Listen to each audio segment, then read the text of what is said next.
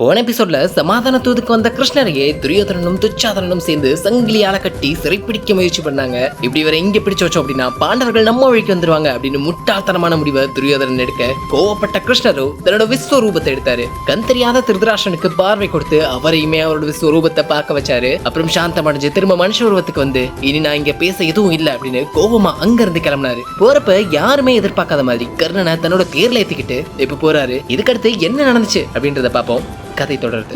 கிருஷ்ணன் கர்ணனுக்கு அவனோட பிறப்பு ரகசியத்தை சொன்னாரு. அவன் குந்தியோட மகன் அப்படின்னும் சூரியனுக்கு பிறந்தவன் அப்படின்னு சொன்னாரு. கர்ணா, உனக்கு வேதங்கள் தெரியும். ஒரு கன்னிகைக்கு மகன் பிறந்தான் அப்படின்னா அந்த கன்னிகை யார கல்யாணம் செய்யறாளோ அவன் தான் அந்த மகனுக்குமே அப்பாவாகிறான் அப்படின்றது நம்ம நாட்டோட வழக்கம். அப்படி பாக்குறப்ப நீயும் பாண்டுவோட மகன் தான். இப்போ இந்த ராஜ்யம் பாண்டுக்குரியது அப்படின்னு இருக்கப்போ அவங்க பசங்கள்ல மூத்தவனான நீதான் அரசனாக வேண்டியவன். நானே உனக்கு அபிஷேகம் பண்ணி வைக்கிறேன். யுதிஷ்டன் இளவரசனாவான். பீமன் உனக்கு கொடை பிடிப்பான். அர்ஜுனனும் தேர் ஓட்டிட்டு போவான். நகுல சகாதேவர்கள் உன்னோட பரிவாரங்களை நடத்திட்டு போவாங்க.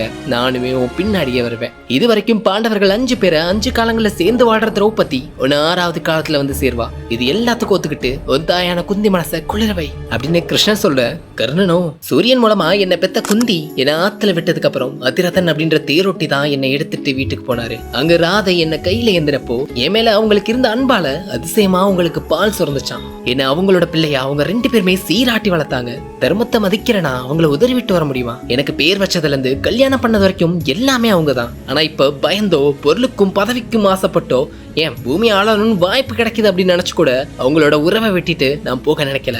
இப்படி இது ஒரு பக்கம் இருக்க, துரியோதனன் என்ன நம்பிதான் போருக்கே தயாராயிருக்கான். நட்புக்கு ஒரு நாளும் நான் துரோகம் செய்ய மாட்டேன். நான் குந்தியோட மூத்த மகன்னு தெரிஞ்சா யுதிஷ்டன் எனக்கு தான் அரியணை கொடுப்பான் அப்படின்றதுல எனக்கு எந்த சந்தேகமே இல்லை. ஆனா அப்படியே எனக்கு கிடைச்சாலும் அடுத்த நொடியே அந்த ராஜ்யத்தை துரியோதனனோட காலடியில நான் சமர்ப்பிச்சிருவேன். இப்போ 2 பக்கமும் சத்திரிய கூட்டங்கள் தயாரா இருக்கு. போர் நடக்கதான் போகுது. உங்க கண்ணு முன்னாடி அது நடக்கதான் போகுது. இதோட முடிவுல துரியோதனன் அழிய போறது உறுதி. நானுமே கொல்லப்படுவேன். பாண்டவர்கள் ஜெயிப்பாங்க அப்படின்னு எனக்குமே நல்லா புரியுது. ஆனா என்ன நம்பியிருக்க துரியோதனனுக்காக அர்ஜுனனை எதிர்த்து நான் சண்டை செய்ய தான் போறேன். நீங்க வேணா ஒரு உதவி மட்டும் பண்ணுங்க. இந்த போர்ல இறக்குறவங்க சொர்க்கத்துக்கு போறதுக்கு மட்டும் நீங்க உதவி பண்ணுங்க. அப்புறம் நமக்குள்ள நடந்த இந்த உரையாடல் நமக்குள்ள ரகசியமாவே இருக்கட்டும். வேற யாருக்கும் தெரிய வேணாம். நீங்க போய் அர்ஜுனனை யுத்தத்துக்கு கூட்டிட்டு வாங்க. நான் யுத்தத்துக்கு தயாரா இருக்கேன் அப்படின்னு கர்ணன் சொல்ல, ஆனா கிருஷ்ணர் விடுற மாதிரி தெரியல. உலகத்தையே ஆட்சி செய்ய வாய்ப்பு கிடைச்சும் நீ அதை விரும்பலையா அப்படின்னு திரும்ப கேட்க கர்ணன் ரொம்ப தெளிவா பதில் சொன்னாரு. எல்லாம் தெரிஞ்சவரான நீங்களே என்ன மயக்க பாக்குறீங்க அப்படின்னு நினைக்கிறப்ப எனக்கு ஆச்சரியமா இருக்கு. எனக்கு நிறைய சகுனங்கள் தென்படுது. அதுல துரியோதனனும் அவன் பக்கம் நிக்கிற நானும் பீஷ்மரும் துரோணரும் அஸ்வத்தாமன் கிருபர் கூட பல அரசர்கள் எல்லாருமே அழியதான் போறோம் அப்படின்னு எனக்கு நல்லாவே தெரியுது. இது எல்லாம் தெரிஞ்சுதான் நான் யுத்தத்துக்கு தயாரா இருக்கேன் அப்படின்னு தன்னோட சாவை எதிர்நோக்கி அவன் காத்துக்கிட்டு இருந்த மாதிரி பேசினான். கிருஷ்ணர் இப்போ மனசு விட்டு அழிவுக்கான காலம் வந்ததுனாலதானோ என்னமோ உனக்கு அநீதி எல்லாம் நீதியா தெரியுது போல அப்படின்னு சொல்ல கர்ணன் சொன்னாரு, சத்திரிய கூட்டத்தை நாசம் செய்ய போற இந்த யுத்தத்துல இருந்து மீண்டு வந்தா உங்களை உயிரோட சந்திக்கிறேன், இல்ல சொர்க்கத்துல உங்களை சந்திக்கிறேன் அப்படின்னு கிருஷ்ணர்கிட்ட விடைபெற்று கர்ணன் அவனோட தேர்ல ஏறி ஹஸ்தினாபுரம் திரும்ப போனான். ஏன்னா கர்ணனுக்குமே தெரியும் கிருஷ்ணர் ஒரு பரமாத்மா அப்படின்னு. இப்படியா இந்த பக்கம் நடந்துட்டு இருக்கப்போ அங்கிட்டு ஹஸ்தினாபுரத்துல குந்தி மனசுல ஆழ்ந்த யோசனை. பாண்டவர்கள் பக்கம் அப்படின்னு பாக்குறப்ப யுத்தம் செய்யாம போனா அவமானம், யுத்தம் செஞ்சாலோ பெரும் அழிவு. அந்த அழிவால கிடைக்கிற வெற்றியையும் வெற்றின்னு சொல்ல முடியாது. கௌரவர்கள் பக்கம் சமாதானத்தை துரியோதனனுக்கு இணையா ஒருத்தன் புறக்கணிச்சான் அப்படின்னா அது கர்ணன் தான். ஒருவேளை அவனை பெத்தெடுத்தது நான் தான் அப்படின்னு சொன்னா, என் மூத்த மகன் உணர்ந்தான் அப்படின்னா அவன் முடிவு எதுவும் மாத்திக்கலாம் அப்படின்னு நினைச்சு கர்ணனை சந்திக்க போனாங்க குந்தி. காலை வேளையில கர்ணன் சூரியனை வணங்கிக்கிட்டு இருக்கப்போ திரும்பி பார்த்தா குந்தி நின்றுகிட்டு இருந்தாங்க. அவங்களுக்கு தன்னோட வணக்கத்தை சொல்லிட்டு, நீங்க வந்து காரணத்தை சொல்லுங்க, என்னால உங்களுக்கு ஏதாச்சும் ஆகணுமா சொல்லுங்க அப்படின்னு கர்ணன் கேட்க, குந்தி இப்போ கர்ணனுக்கு உண்மை தெரியாதோ அப்படின்னு நினைச்சிட்டு, நீ ராதை பெற்ற மகன் இல்ல, அதிரதன் உங்க அப்பாவும் இல்ல, நீ என் மகன், என் வயிற்றுல கருவாகி வளர்ந்தவன். சூரிய பகவான் தான் உன் அப்பா. ஆனா நீயோ இப்போ சகோதரர்களுக்குள்ள தயாராகி நிக்கிற. இது ரொம்ப தப்பு. துரியோதனன் தரமாட்டேன் அப்படின்னு சொல்றது பாண்டவர்களுக்கு சேர வேண்டிய ராஜ்யம் தானே, அதை அவங்க திரும்பி பெறணும். நீயும் பாண்டவர்கள் கூட சேர்ந்து ராஜ்யத்தை அனுபவிக்கணும். தேவையில்லாம உன் வாழ்க்கையை வீணடிக்காத. பிறப்பால நீயும் ஒரு பாண்டவன் தான் அப்படின்னு குந்தி சொல்ல, அந்த நேரத்துல காட்சி கொடுத்த சூரிய தேவனும், கர்ணா குந்தி சொல்றது உண்மைதான், உங்க அம்மா சொல்றதை கேட்டு நட, அதுதான் உனக்கு சிறப்பை கொடுக்கும் அப்படின்னு சொன்னாரு. யாராச்சும் ஒருத்தர் ஒரு நேரத்துல உண்மை சொன்னா பரவாயில்ல, எல்லாரும் வரிசையா வந்து சொன்னா இந்த தடவை கர்ணன் ரொம்பலாம் ஆச்சரியப்படல. மனசுல கொஞ்சம் கூட சஞ்சலம் இல்லாம குழப்பம் இல்லாம குந்திய பார்த்து பேச ஆரம்பிச்சான். உங்க அறிவுரையை என்னால ஏத்துக்க முடியல. முதல்ல ஒண்ணு சொல்லிக்கிறேன். என்ன பெத்ததுக்கு அப்புறம் ஆத்துல என்ன தியாகம் செஞ்சீங்களே அதுவே பெரிய தப்பு. ஒரு தாய் மகனுக்கு செய்ய வேண்டிய கடமைகள்ல ஒண்ணு கூட நீங்க எனக்கு செய்யல. ஆனா இப்போ நம்மளோட உறவை ஞாபகப்படுத்துறீங்க, அதுவும் உங்க சுயநலத்துக்காக. சரி, அதை விடுங்க. இப்போ அர்ஜுனன் கூட கிருஷ்ணன் போர்ல நிக்க போறாரு. அதனால அவன் எல்லாரையும் ஜெயிக்கிற வலிமையோட இருக்கான் அப்படின்னு இந்த உலகத்துக்கே தெரியும். எனக்குமே நல்லா தெரியுது. ஆனா இந்த நேரத்துல துரியோதனனை விட்டுட்டு பாண்டவர்கள் பக்கம் நான் போய் நின்ன அப்படின்னா இந்த உலகம் என்ன ஒரு கோழைன்னு தானே பேசும். பாண்டவர்களை நான் தான் மூத்தவன்னு 1-2 பேருக்கு தானே தெரியும். அப்படி இருக்கப்போ இந்த உறவை சொல்லி பாண்டவர்கள் பக்கம் நான் போய் சேர்ந்தேன் அப்படின்னா யாராச்சும் என்ன மதிப்பாங்களா என்ன? துரியோதனன் அனுபவிக்கிற எல்லா சொத்துக்களையும் நானும் சேர்ந்து அனுபவிச்சுக்கிட்டு இருக்கேன். துரியோதனன் அவங்க கூட சேர்ந்திருக்கவங்க எல்லாருமே என்ன கௌரவமா நடத்துறாங்க. அதையெல்லாம் மறந்துட்டு இப்ப பாண்டவர்கள் பக்கம் போகணும் அப்படின்னு நீங்க சொல்றது ரொம்ப தப்பு.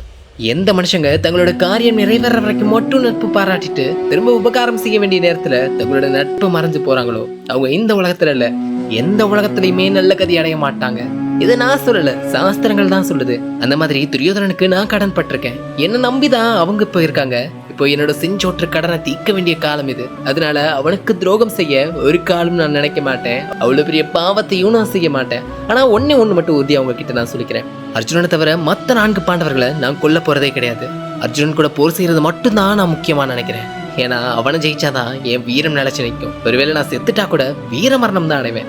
அதனால அர்ஜுனன் இருந்தாலும் உங்களுக்கு என்னோட சேர்த்து 5 மகன்கள் இருப்பாங்க. நான் இருந்தாலுமே உங்களுக்கு அதே 5 மகன்கள் தான் இருப்பாங்க அப்படின்னு சொல்ல குந்தி இதெல்லாம் கேட்டு நடுநடுங்கி போயிட்டாங்க. அப்புறம் கர்ணன் இப்ப சொன்ன வார்த்தைகள் எல்லாம் தவற மாட்டான் அப்படின்னு கர்ணன் கிட்ட ஒரு சபதத்தை வாங்கிட்டு குந்தி அங்க இருந்து கிளம்பிட்டாங்க. ஒருவேளை குந்தி கொஞ்சம் சுயநலமா தான் இருந்திருக்காங்களோ என்னடா படத்துல நாடகத்துல எல்லாம் கொஞ்சம் வேற மாதிரி இருந்துச்சு அப்படின்னு யோசிக்கிறீங்களா? கர்ணன் குந்தியை தேடுறது அப்புறம் பேசுறது எல்லாமே கொஞ்சம் வேற மாதிரி இருந்துச்சு அப்படின்னு நீங்க யோசிக்கலாம். ஆனா உண்மையிலேயே இதுதான் வியாசரோட மகாபாரதத்துல இருக்கு.